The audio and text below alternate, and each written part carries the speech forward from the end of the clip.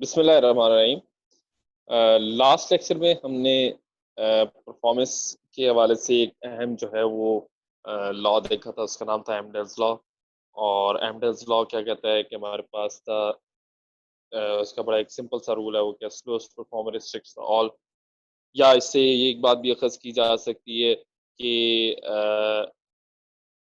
आप कोई feature improve करते हैं, उस फीचर से ओवरऑल जो है वो आपकी स्पीड या आपके कंप्यूटर सिस्टम में इम्प्रूवमेंट उतनी ही आएगी जितना वो फीचर यूज़ होता है।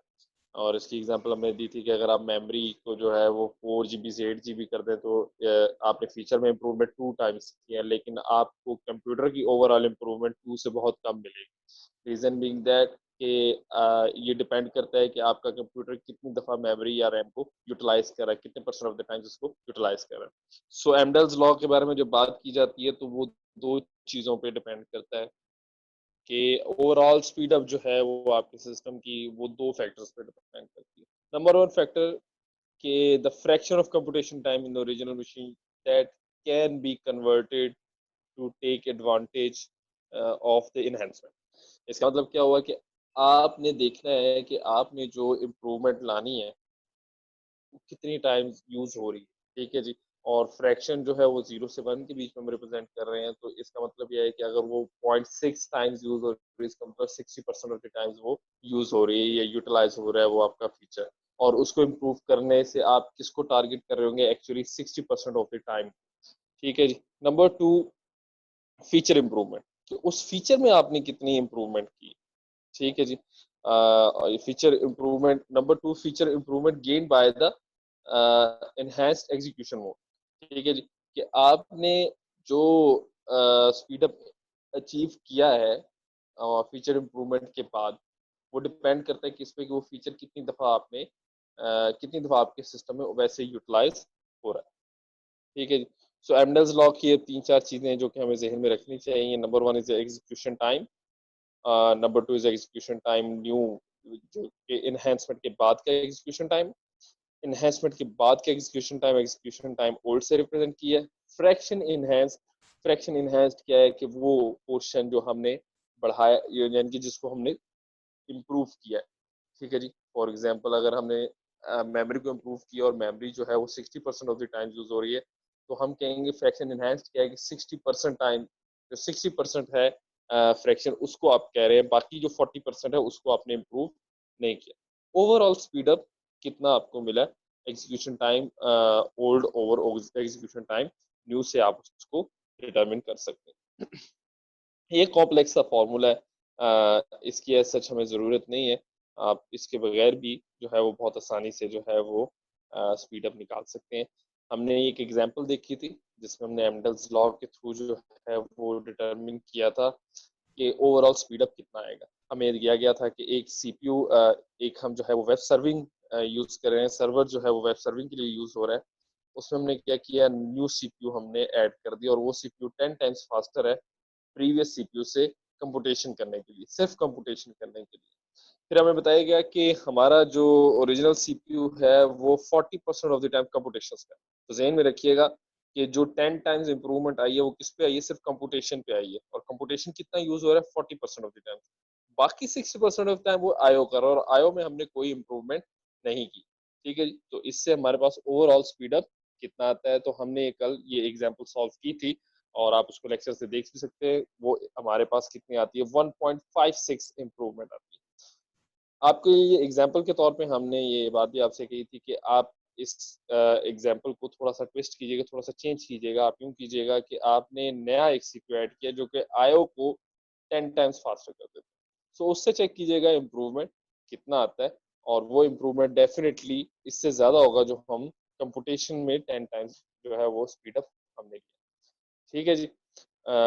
Having said that, so Amdahl's law जो है वो हमारे पास जो है वो उससे हमारे पास 2-3 बातें निकलती हैं और जिनको हमें समझना बहुत ज़रूरी है।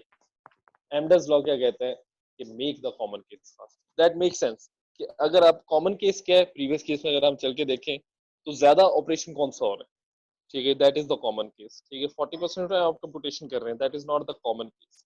ठीक है, 60% ऑफ द टाइम्स आप आई ऑपरेशन करें जो कि आपके पास क्या है, कॉमन केस है। क्यों कॉमन केस है, वो ज्यादा हो रहा है as compare to the computation.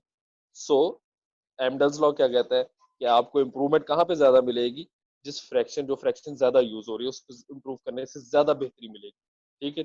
और वही बात है कि कॉमन केस को आपको इम्प्रूव करने के ज्यादा बेनिफिट्स हैं, so that is why make the common case fast. तो एमडल्स लॉ इस चीज पर आपके पास जो है वो एम्फेसाइज करता है कि आप सिर्फ उस केस को टारगेट करें, या प्रेफरेंस उस केस को दें जिसमें आपके पास जो कि कॉमनली यूज हो रहा है। अब एक ऐसा फीचर है जो यूज ही नहीं हो रहा, आप कीबोर्ड को फास्ट कर लें, तो उससे कितना आपके पास बेनिफिट्स आ जाएंगे। या फिर चलिए मैं और एग्जांपल दे देता हूँ, आप क्या करते हैं जनाब, आप सीडी रोम को बड़ा फास्ट कर लेते हैं, तो सीडी रोम को फास्ट करने से आपको बेनिफिट क्या मिलेगा।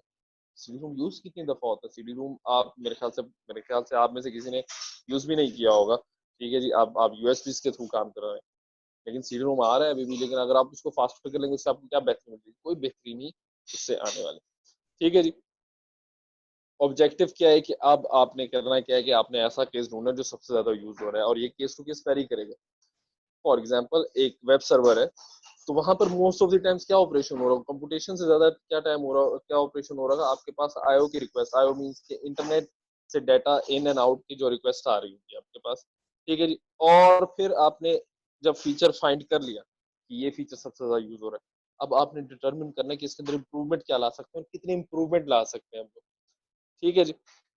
सो अब आपके पास यहाँ से एक बड़ी जबरदस्त बात निकलती है। Amdahl's law can be used to quantify the improvement, given that we have information concerning feature needing enhancement.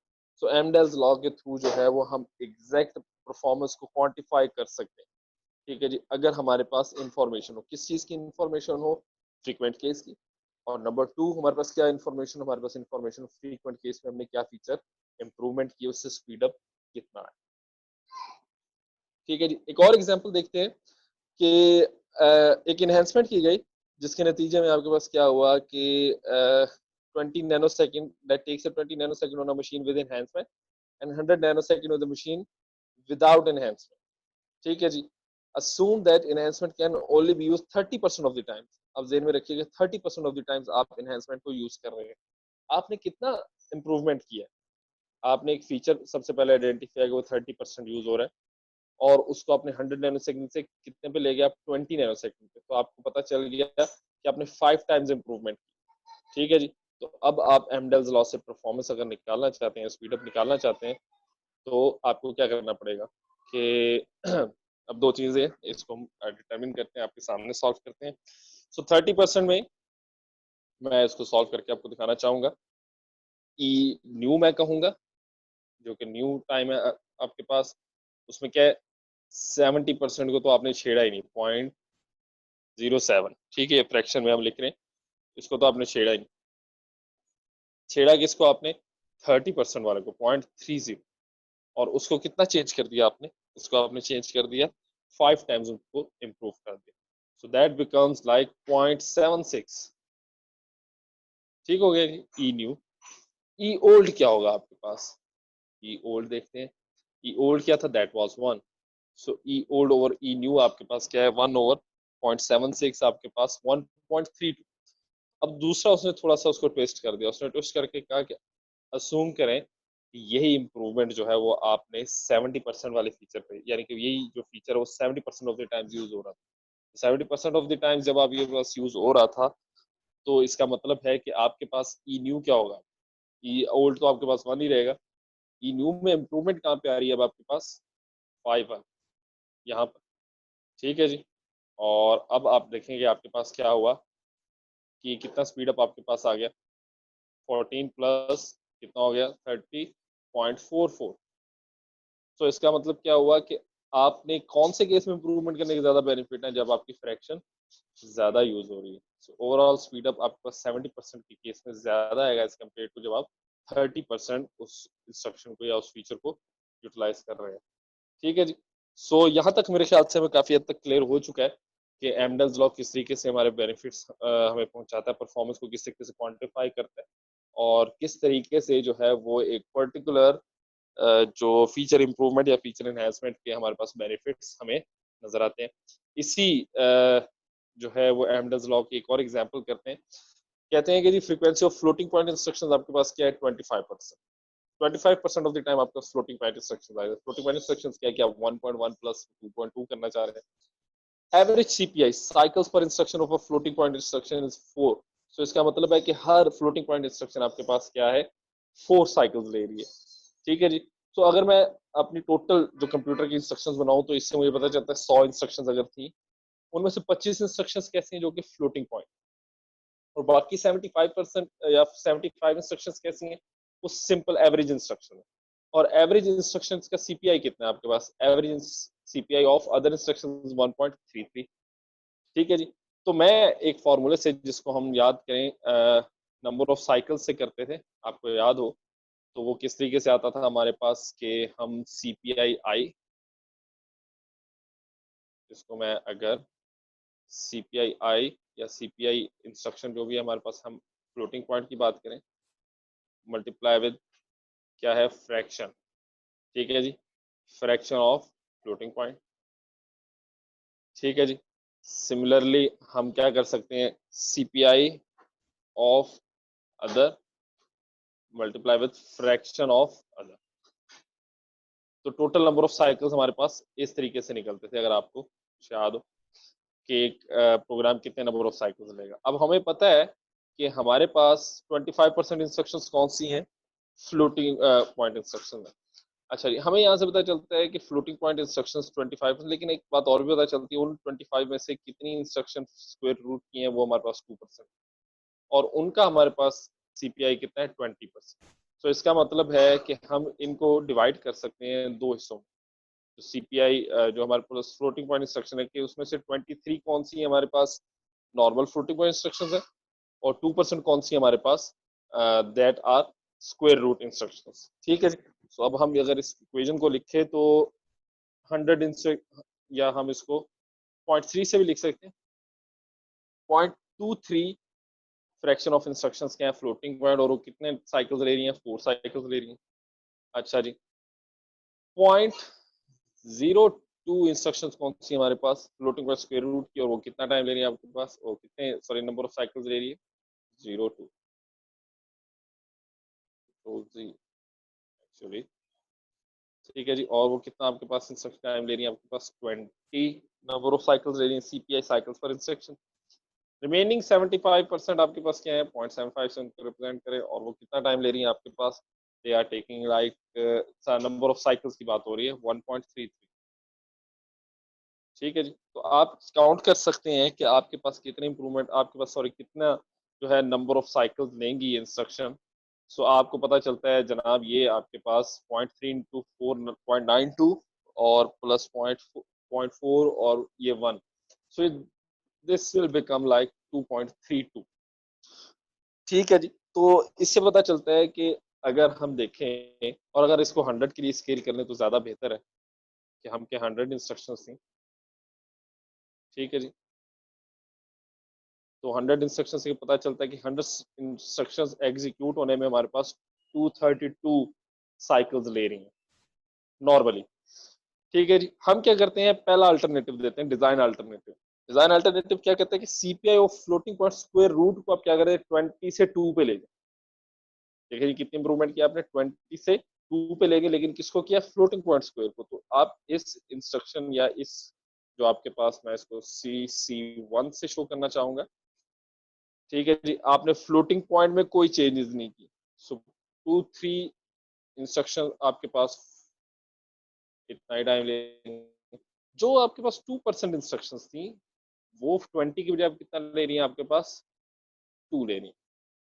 और जो आपके पास एवरेज इंस्ट्रक्शन थी, वो अपनी जगह पे अपना टाइम ले रही है 75 इंटू 1.33। सो अब अगर आप इनको कैलकुलेट करें तो ये 196 साइकिल्स लग रहे हैं 100 इंस्ट्रक्शंस को एग्जीक्यूट करने से। डिजाइन अल्टरनेटिव कौन सा यूज किया हमने, 1, जिसमें इंप्रूवमेंट किया हमने किसमें, फ्लोटिंग पॉइंट स्क्वायर रूट वाले में इंप्रूवमेंट की। और कितनी इंप्रूवमेंट की है, 10 टाइम्स इंप्रूवमेंट किया। तो 10 टाइम्स इंप्रूवमेंट का फर्क क्या पड़ा आपके पास परफॉर्मेंस में, मेरे ख्याल से 1 से भी बहुत लेस है। अच्छा, दूसरे सा आपने क्या किया कि जब आप डिजाइन अल्टरनेटिव 2 लेके आए, डिजाइन अल्टरनेटिव 2 में क्या है कि आपने average CPI floating point instruction को छेड़ा और उसको 4 से क्या कर दिया, 2। तो अब आपके पास अगर मैं बात करूं, CC2 is equal to 23 into 4 की बजाय क्या हो जाएगा, 2 हो जाएगा। और जो ऊपर वाली इंस्ट्रक्शंस 2% थी, वो अभी भी 20 ही ले रही है, क्योंकि हमने स्क्वायर रूट को नहीं छेड़ा, और जो एवरेज इंस्ट्रक्शन है उनको भी हमने नहीं छेड़ा, 1.33। सो अगर हम इम्प्रूवमेंट देखें तो हमारे पास इम्प्रूवमेंट कितनी आती है, तो मैंने कैलकुलेट करके रखी है 1.86, 186 साइकिल्स दे रही है। सो देखें, आपने एक फीचर में कम इम्प्रूवमेंट की, लेकिन आपके ओवरऑल स्पीड अप में ज्यादा इम्प्रूवमेंट आ गई। रीजन बीइंग दैट कि वो फीचर बहुत दफा यूज हो as compare to the other feature. ठीक है जी। अब वो कहता है कि आखिरी चीज क्या है कि दोनों को यूटिलाइज करने से कितना बेनिफिट आएगा। सो वो भी बड़ा सिंपल है, आप निकाल सकते हैं। CC3 आप करें, और क्या करें अब आप 23 × 2 करें, ठीक है जी, प्लस 2 × 2 करें, और प्लस क्या कर दें आप 75 × 1.33। तो बड़ा ही सिंपल, आपके पास 4 और ये 46, 150। तो दोनों फीचर्स को कंबाइन यूज करने से आपके पास कितने नंबर ऑफ साइकिल्स आ गए, 150 आ गए। एक्चुअल कितने थे, 232। तो आप स्पीड अप निकाल सकते हैं 232 ओवर 150 से, आपको पता चल जाएगा कि कौन सा जो है वो बेहतर परफॉर्मेंस कर रहा है। ऑब्वियसली डिजायर अल्टरनेटिव 3 जो है वो सबसे बेहतर परफॉर्मेंस दे रहा है। ठीक है जी। और इस चीज को हम जो है वो बड़ी आसानी से यहाँ पे कंप्रीहेंड कर रहे हैं, और हमें समझ आ चुकी है कि किस तरीके से ये काम करता है। लास्ट थिंग जो परफॉर्मेंस के बारे से हम करना चाहेंगे बात, और वो ये है कि समरी है परफॉर्मेंस की, इसको आपको जहन में रखना चाहिए, और ये बहुत इंपॉर्टेंट है as for the case of किसके लिए आप समझ सकते हैं इसको एग्जाम पॉइंट ऑफ व्यू से। सो सीपीयू की परफॉर्मेंस का मैट्रिक क्या है, that is time, only time. और एंड टाइम कौन सा, एग्जीक्यूशन टाइम। ठीक है, जो परफॉर्मेंस क्या है, it's a reciprocal of the execution time. ठीक है जी। Instead of using the seconds to measure the execution time, हम क्लॉक साइकिल्स यूज करेंगे। क्लॉक साइकिल्स कितने ले रहे हैं, ठीक है जी। और एग्जीक्यूशन टाइम को रिप्रेजेंट किया जा सकता है CPU clock cycles by clock rate से, या into cycle time. Clock rate is actually the frequency, और इसको हम reciprocal of clock cycle times भी कह सकते हैं। और सीपीयू क्लॉक साइकिल्स हम क्या कर रहे हैं, अब देखिए हमने थोड़ा सा और चेंज कर दिया। हमने number of CPU clock cycles की जब क्या यूज करना शुरू कर दिया, सीपीआई, साइकिल पर इंस्ट्रक्शन। हर इंस्ट्रक्शन के लिए कितने साइकिल्स लग रहे हैं, और इंस्ट्रक्शन काउंट हमने यूज करना शुरू कर दिया। ठीक है जी। और ये हम जान सकते हैं कि effect of hardware software changes can be tracked through above equations. ठीक है जी। और एमडेल्स लॉ ने सबसे जो प्यारी बात कर दी, वो क्या बात कर दी, वो सबसे इंपॉर्टेंट बात कर दी, lowest performer restricts all others. सबसे जो स्लो परफॉर्म कर रहा होगा वो बाकियों को भी अफेक्ट कर रहा होगा। ठीक है जी। या हम कह सकते हैं, इससे एक और बात भी निकलती है कि आप किसी फीचर को इम्प्रूव करते हैं, डिपेंड करता है वो फीचर कितनी दफा यूज हो रहा है। ठीक है जी। So with that I would like to conclude this lecture, and hopefully you'll get some better understanding of the performance and the Amdahl's law. Thank you very much. See you in the next lecture.